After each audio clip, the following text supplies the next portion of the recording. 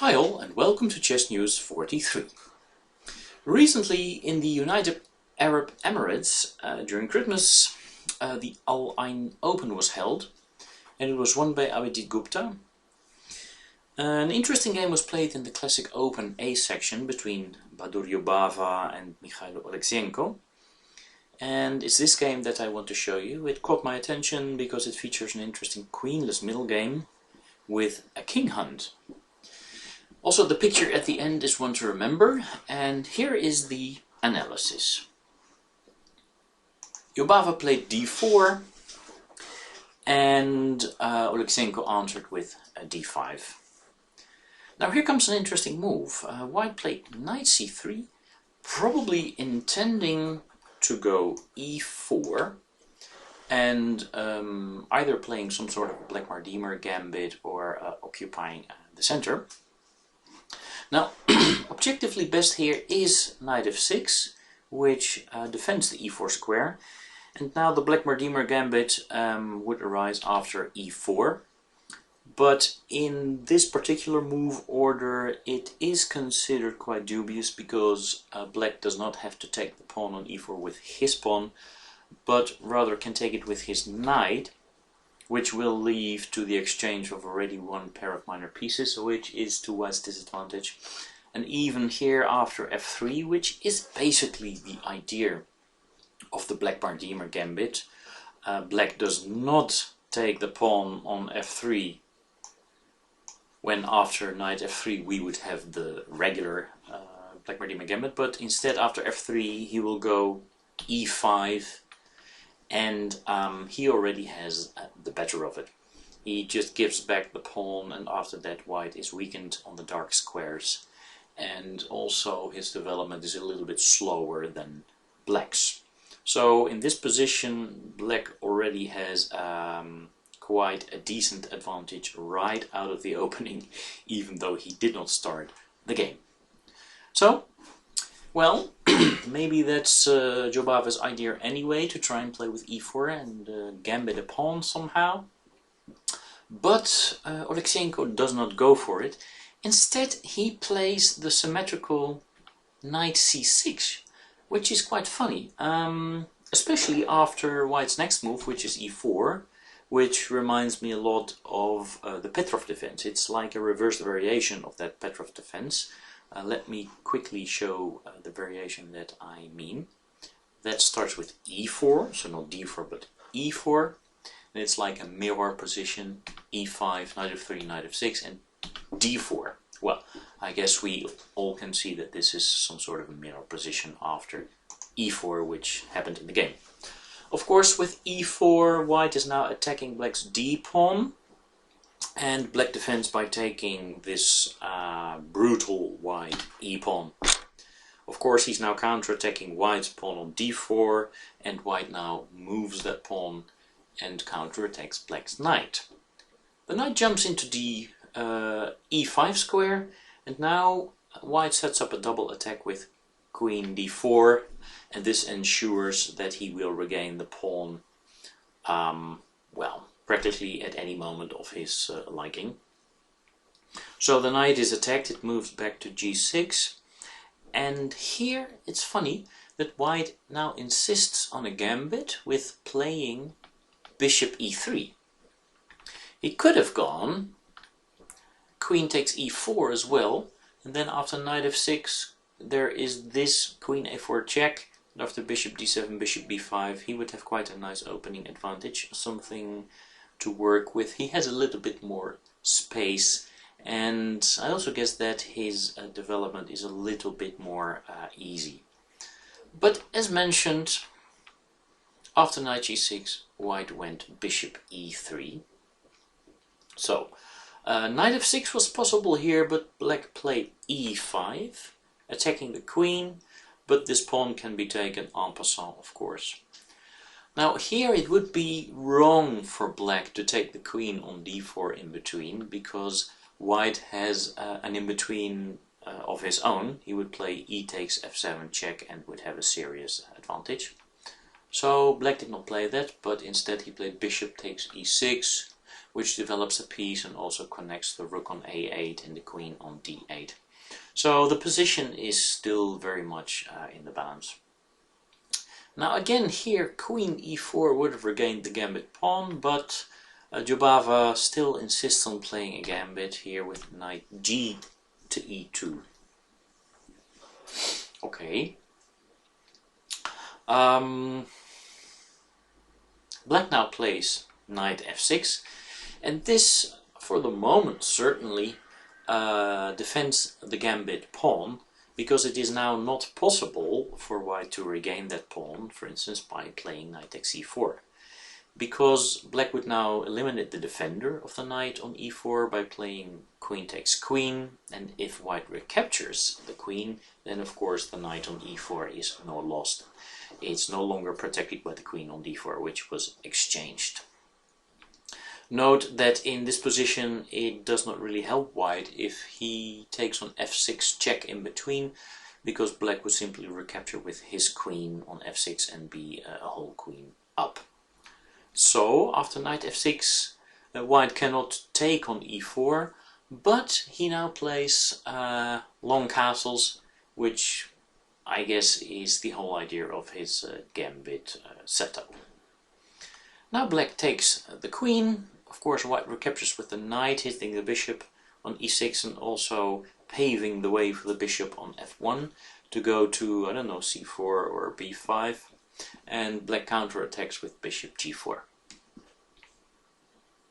Now instead of defending against this threat with moving the rook or maybe playing f2, f3, Jobava now continues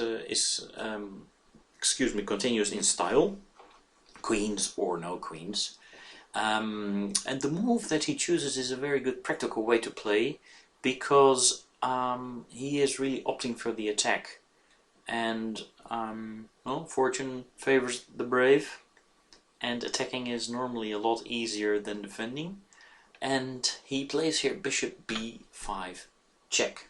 Now of course black cannot take the rook on d1 because that would be illegal. He first has to deal with the check on b5. But did white see that after c6 two of white's pieces are now en prise?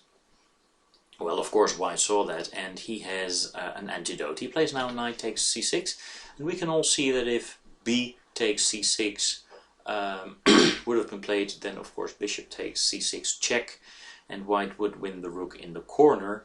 And even though black would take the one on d1, white would still emerge a pawn up, and still black's king would be iffy in the center of the board. But there is a traditional antidote to this kind of attack. Of course, you now have to attack the bishop. Now if the knight moves, then black can simply take the bishop, and he'd be a piece up, so no problems there. Also the rook on d1 is still hanging. Well, white now calmly retreats the bishop, saves it from capture, and in this case it would be wrong for black to continue the pursuit of that bishop with b5, because that seriously weakens the b5 square after bishop takes b5, a takes b5, and now knight takes b5. This whole sequence of moves has now given white's knight complete access to the queen side with very strong threats against the black king and the black rook. And even after bishop takes d1 and rook takes d1, black would be in a very serious predicament here. It's very difficult to defend against the threat of knight c7 mate. Probably the only move is bishop d6, but white would simply recapture that with a check and continues the assault on black's position there. So after bishop a4, black did not continue with b5 chasing the bishop, but rather he now very coolly, calmly and collectedly took the rook on d1.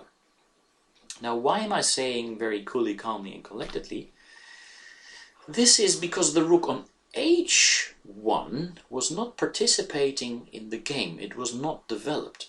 But by taking on d1, black allows the rook from h1 to join the fray over the d file, right? And now all of white's pieces are developed and in play against black's king in the center.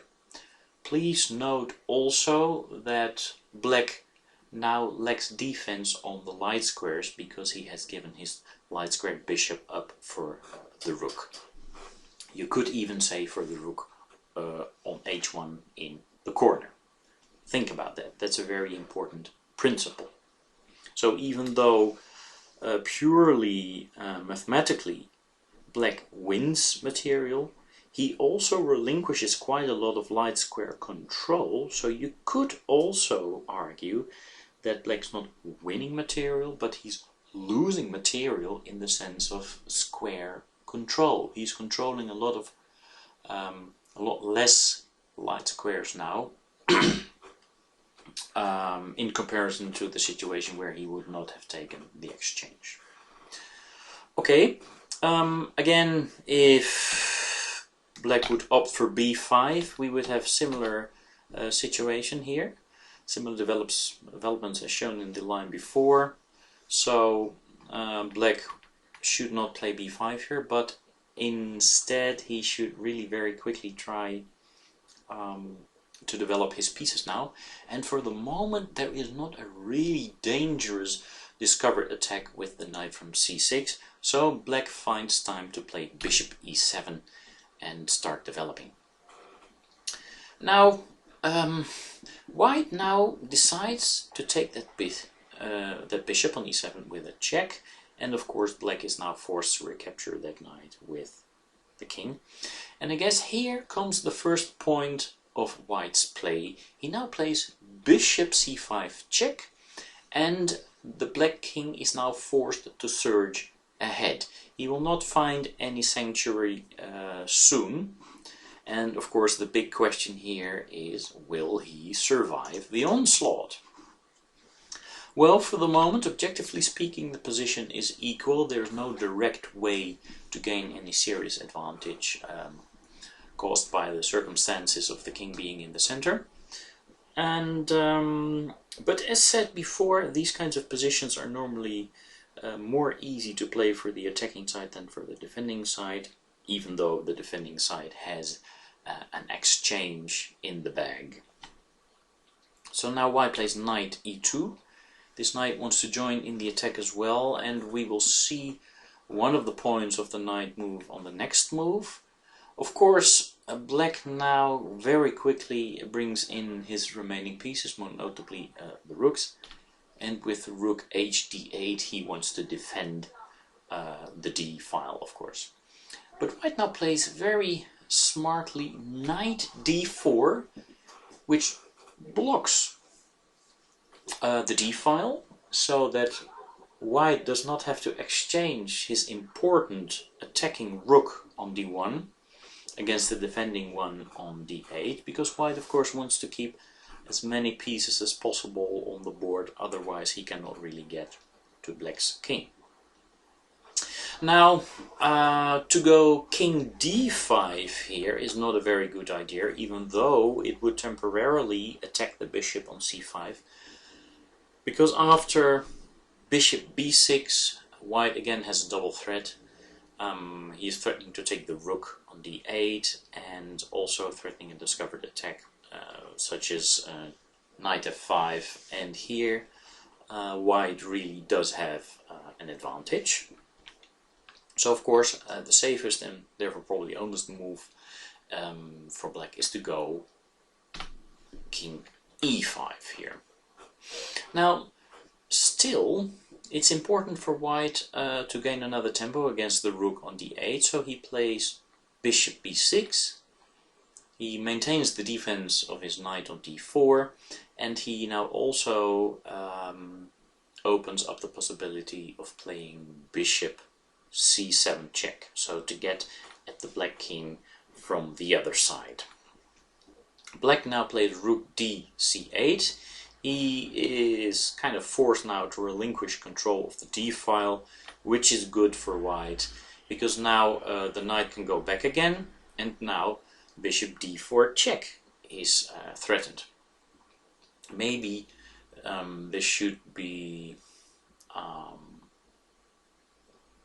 to say that, maybe white should first play bishop b3 to also take away the e6 square, and then after bishop d4 check, black would really be in a nasty predicament. But nothing is lost yet. The game is still very much in the balance, and black finds quite a nice defense. He plays now knight f8. So one of the ideas is to put the knight on e6, from where it would protect the all-important d4 square that was continuously being used as some sort of a pivot point by white's pieces. But he also makes the square on g6 available, so that maybe black's king can find safety in that way. But so since knight e6 is threatened, white quickly must now give this check, and it was now perfectly possible for black to go back, because white did not have any time to play bishop b3 yet, taking away the e6 square. So for instance, after that white could continue with playing knight g3, threatening bishop b3 check, and then after king e7 he would be able to give a very nasty check on f5 and take the pawn on g7, after which I think black's position would have been very bad.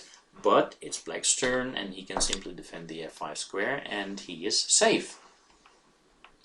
So going back to e6 was perfectly possible, but black is more ambitious and he tries to find complete sanctuary on the king side instead, and he goes king f5 here.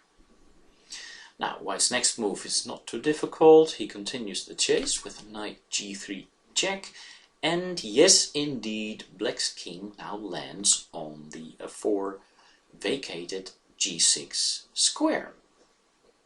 Well, white again has to come up with something. How can he continue the attack now? How will his bishops and rook get at black king now? He finds a very interesting move. He plays f4. So white tries to open up as much lines and diagonals as possible to get at the black king. And well, you can imagine that he has such plans as checking, and if black were to go to a dark square, then of course there would be another check on the dark square. But also white's idea is to go c3 and bring in the light squared bishop on this diagonal, right? So I guess it would have been quite cautious and maybe even best for black to open up a back door, and in this particular situation play, let's say, h5, so that he can go to either h6 or g6, depending on what kind of attacking moves white will play. And maybe via h7 he would eventually end up on g8, where of course he would be perfectly safe. So I guess h5 would be a good safe move. Along the same lines, h6 would be a possibility, but h5 also gives the possibility for black to possibly hide on the h6 square, so I'm guessing that's a little bit better. But black did not play any of those moves. No, instead after f4 he played the very brave e takes f3. Now, after taking the exchange earlier, black now tries to prove white's attack wrong and take everything that is thrown at him. Like I said, more cautious was h5, because black still needs to remain in a state of high alert, because now really white's pieces will get at him, because the position opens up more and more. But still, the game is in the balance. Okay, here goes white. Black's king is sitting on a light square, so let's get in, let's bring in the light square bishop. He plays c3, and now the deadly threat is bishop c2 check, after which indeed white would be able to initiate some sort of a mating attack. So again, black is forced to find a defense. Black now in the game played f takes g2. Now they say fortune favors the brave, but now Oleksienko's bravery is turning into recklessness. After this move, which does capture material but does nothing for the defense of Black's king, Black's position becomes very, very critical. Obviously White now played bishop c2 check, and I'm guessing there are basically only two moves here. I mean, knight e4 in between simply loses the move. So there was only king g5 or king h6. Now since Black did not open up a back door with h7, h5, the only ways were forward or sideways. It turns out, however, that going forward, which is the continuation of the game, is losing. So it was absolutely necessary to go sideways in order to have another defender ready to block bishop e3 check. So I'm guessing that Black should have played king h6 here to go sideways. And then after bishop e3 check, which would be the normal continuation of the attack, Black would be able to play g5 and block the check and would be out of the woods. Of course, this move is now possible because the Black king is not sitting on that very same g5 square that enables the Black pawn to go to g5. So in this case, after king h6, White would be well advised to continue with knight f5 check instead of bishop e3 check. And then after king g5, bishop e3 check, king g4, rook d4 check, and knight e4, which is the only way to stave off mate. There is no immediate knockout after bishop takes e4 and knight e6, which attacks the very important and dangerous rook on d4.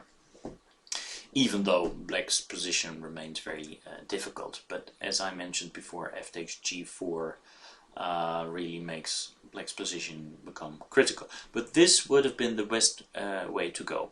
Of course here Black's material position is still not so bad. He has a very dangerous passed free pawn which is about to promote. Of course these two guys are nowhere near the battle scene, but this would have offered some chances for survival. But after c2 check, bishop c2 check, Black did not go sideways, he went forward. Of course bishop e3 now followed, and here the final assault sets in. King g4 was played. After king h4 White would play the same continuation. Also rook d4 check. White's pieces now jump on the poor Black king from all corners of the board. King h3, knight e4 simply loses the knight. And it's quite possible that Black had missed the very beautiful mate at the end, which is understandable and also quite likely. And it could also explain why he went king g5 instead of king h6. Now here is the, I guess for a defender also quite surprising, bishop b5, f5 check coming from behind. Now king h2 followed, and here really the final blow, rook h4 check. Only one move remains for Black, that is king takes g3. But now he's simply into a very, very beautiful mating net. Can you see the final move that decides the game? I'll give you 5 seconds. Yes, it's rook h3 check mate. So wow, what a nice way to win a game. A very special king hunt without queens, mind you. And I'm guessing that Jobava was quite proud on this achievement. So I hope you've enjoyed this chess news video. Hope to see you again in another one. And all the best wishes still for the new year. Bye bye.